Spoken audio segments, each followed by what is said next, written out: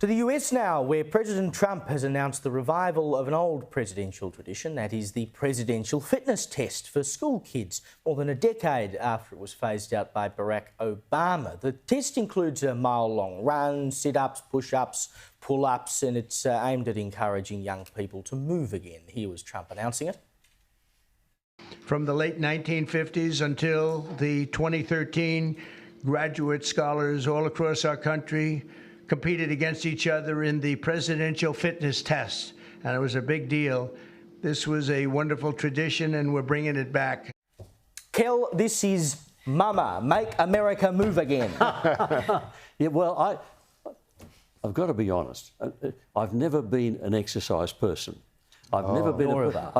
It'll shock viewers to know that nor have I. But exercise.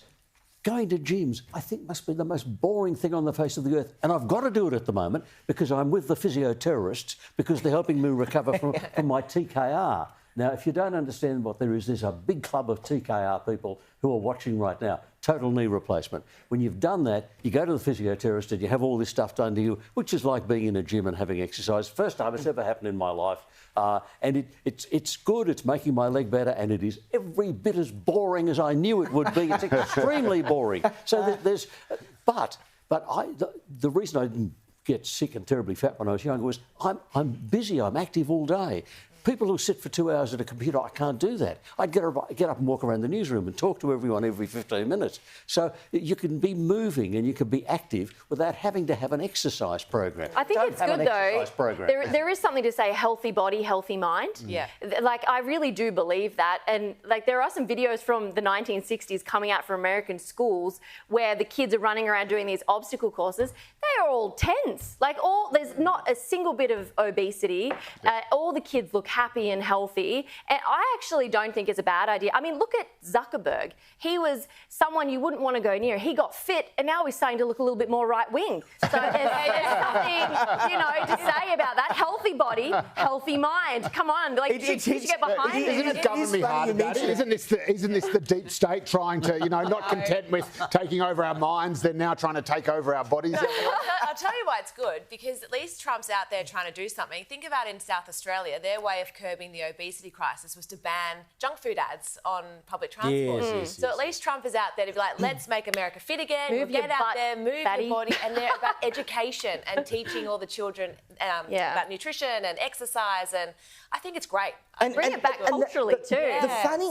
Well, it's not actually funny, but the reason this was scrapped in the first place by Obama was that it was thought to be, too restrictive and too prescriptive, that every kid had to sort of size up to this level of being able to run a mile and do push-ups and pull-ups. And we all know that there are certain things we are better at than not, and certain things that we're just not that great at.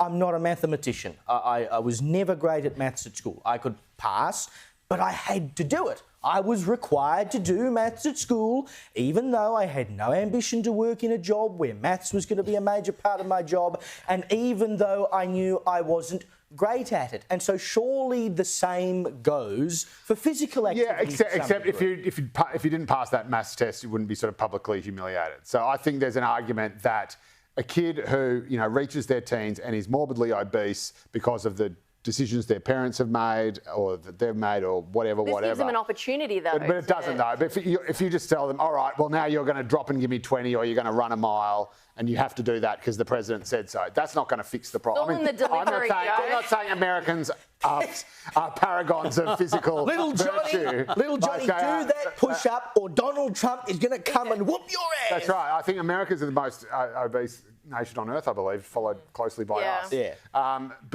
So we're in no position to cast stones. But the idea that this sort of one-off exercise is going to either A, make a difference in and of itself, or B, sort of shame people into kids kind of seeing the light and having where it might actually do the opposite. But I think scrapping it was part of a broader movement, all this body positivity stuff. Oh, there's nothing wrong with you. You just, however you are, whatever, nothing's unhealthy, etc. I mean, in the AFL now, they don't even publish the weights of players, and that used to be publicly available. Yep, that used to be public. All the stats, you get the height, everything, but now they won't publish the weight. So if it doesn't matter how physically fit you are, Why don't we just all play AFL? Exactly. Why aren't I in the grand final right now? Therein lies the point. But this is what we've done. We've said that you know you're healthy and fine and whatever, no matter what situation you're in. If the doctor tells you need to lose a few kegs, you're being victimised. You know, maybe you do need to lose a few kegs. It's up to you whether or not you do it. You're not being forced at gunpoint. And still not as humiliating as playing for Essendon.